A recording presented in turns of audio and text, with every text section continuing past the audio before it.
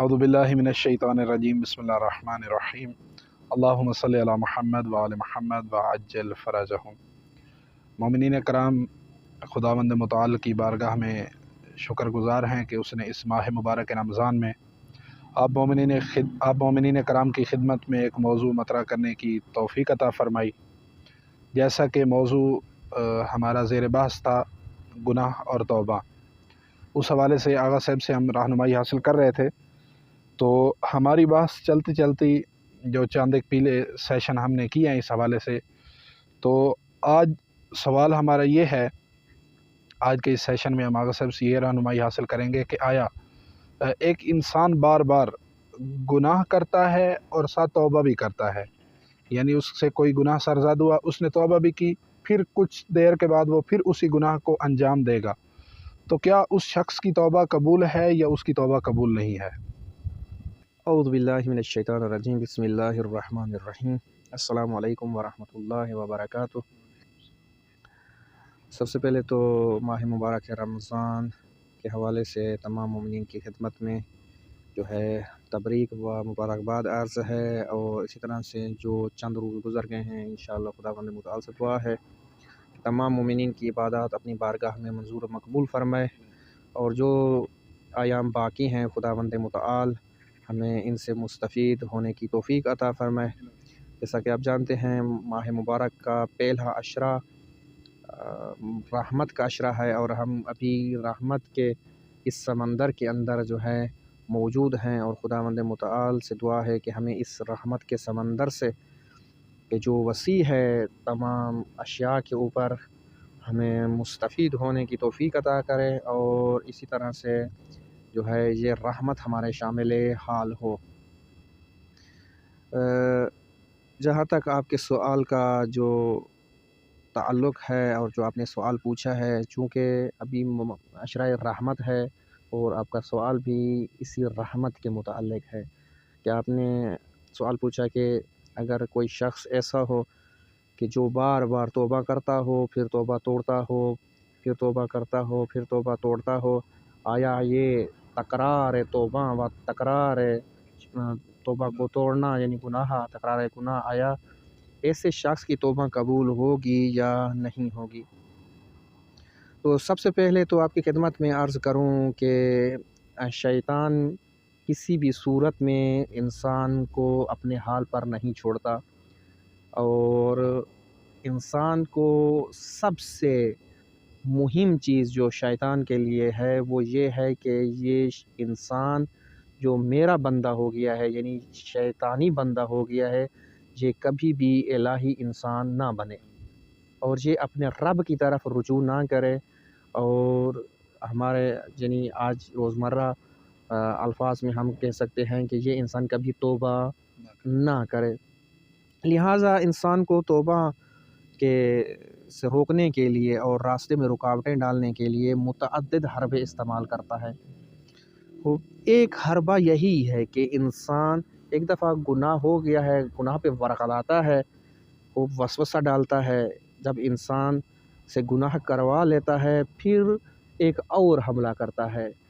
اور وہ گناہ جو کروایا ہے یہ اس حملے سے خطرناک حملہ ہوتا ہے، اس گناہ سے بھی، اور وہ یہ ہوتا ہے کہ پھر انسان کو مایوس کرنا شروع کر دیتا ہے کہ آپ نے تو بہت بڑا گناہ کر دیا ہے، آپ تو کئی دفعہ گناہ کر چکے ہو، توبہ کر چکے ہو، پھر توبہ توڑ دی ہے، اور اب آپ کے لیے توبہ کے دروازے بند ہو گئے ہیں،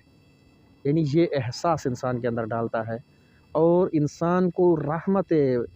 خداوند متعال سے نا امید کرنے کی کوشش کرتا ہے اور مایوس۔ یہ بہت خطرناک ہے، بہت خطرناک ہے۔ گناہ کرنا بری چیز ہے اور انسان کے اپنے نفس کے اوپر ظلم ہے، لیکن انسان کے اندر اگر یہ احساس پیدا ہو جائے کہ بس اس کے لیے توبہ کے دروازے بند ہو گئے ہیں،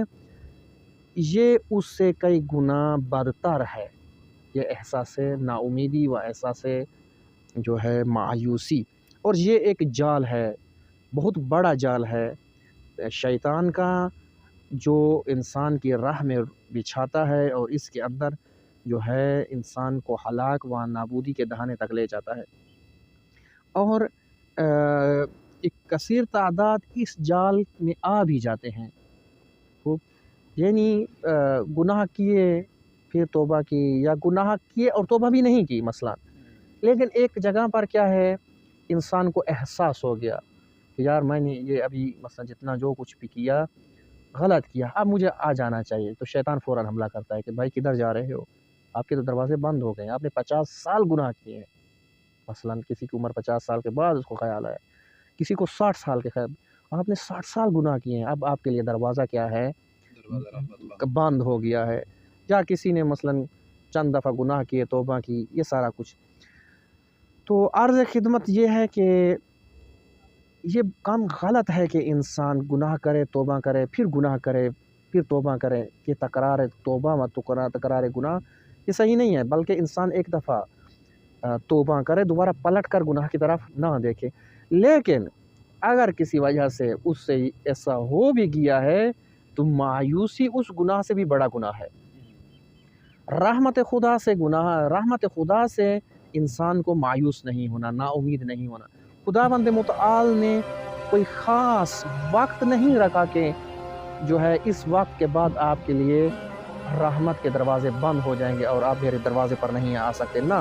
खुदावंद मुतआल ने कहा है कि ऐ इंसान, आप जिस वक्त भी आना चाहो, दिन हो, रात हो, गर्मी हो, सर्दी हो, आप बचपन में हो, जवानी में हो, बुढ़ापे में हो, आप मेरे बंदे हो। जिस वक्त भी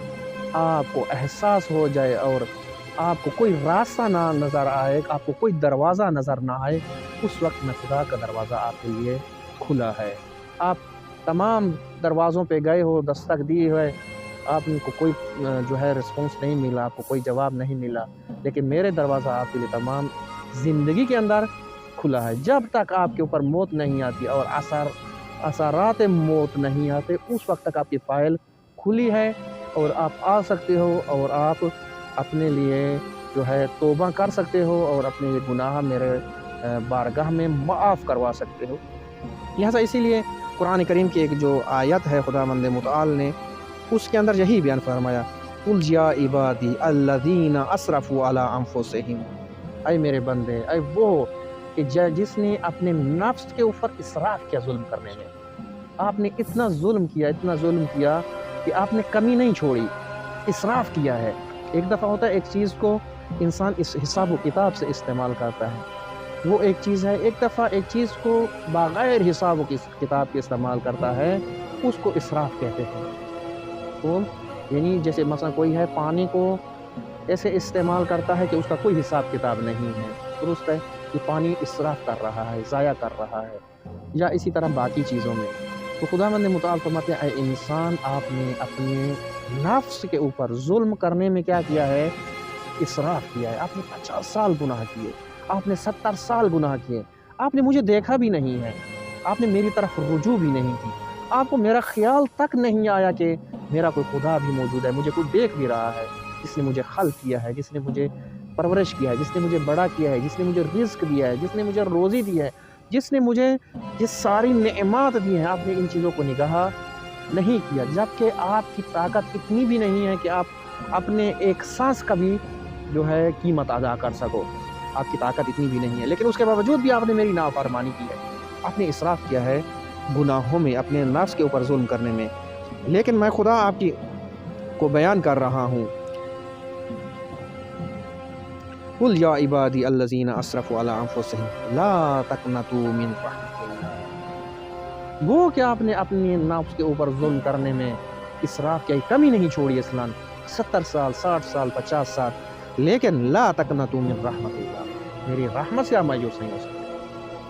मेरी रहमत वासिअ अला कुल्लि शै, मेरी रहमत तमाम अशिया, जो चीज़ शय का लिबास पहना हुआ है, जिस चीज़ ने वजूद का लिबास पहना हुआ है, जो चीज़ मौजूद है, वो मेरी रहमत से खारिज है, वो मेरी रहमत के शामिल है। और आपको मेरी रहमत से जो है मायूस नहीं होना। खुदाया आपकी रहमत तो बहुत वसी है, आप रहीम हैं, और आपने कहा है मायूस नहीं होना, लेकिन मेरे गुनाह बहुत है, मैं क्या करूं कि मेरा गुनाह पहाड़ों जितने हैं, मैंने कमी नहीं छोड़ी अपनी पूरी ज़िंदगी में, कुल गुनाह किए हैं, मेरे पास कुछ है ही नहीं। तो खुदावंद मुतआल फरमाते हैं ان اللہ یغفر الذنوب جمیعا، درست ہے آپ کے گناہ زیادہ ہیں لیکن میں غفور ہوں، میں آپ کے تمام گناہ معاف کر دوں گا۔ آپ نے 70 سال نافرمانی کی ہے، معصیت کی ہے، میری نعمتوں کو نہیں دیکھا، تو میں نے جو کچھ آپ کو عطا کیا اس کو نہیں دیکھا، لیکن اس کے باوجود بھی میں کہہ رہا ہوں ایک دفعہ آ گئے ہو تو میری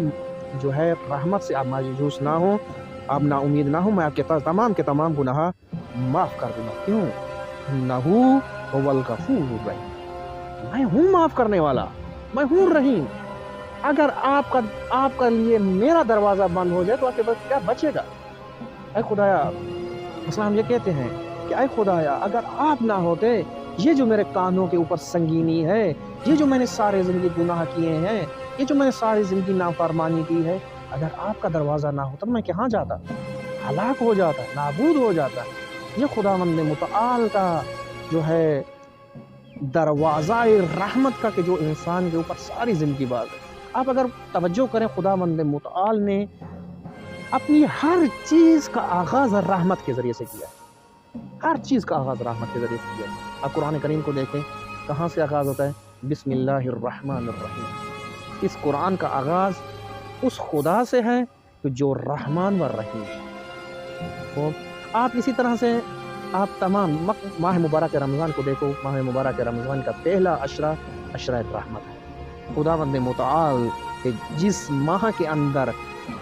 میزبان ہے تمام انسانوں کا، اور ہم تمام خداوند متعال کے اس سفرے کے اوپر بیٹھے ہوئے ہیں، اس دسترخوان کے اوپر بیٹھے ہوئے ہیں، اور ہم مہمان کے طور پر ہیں، اور خداوند متعال میزبان ہے ہمارا۔ تو اس میزبان نے مہمان کو جو سب سے پہلی چیز دی ہے وہ رحمت دی ہے، کہا کہ یہ عشرہ رحمت ہے، اور اس عشرے میں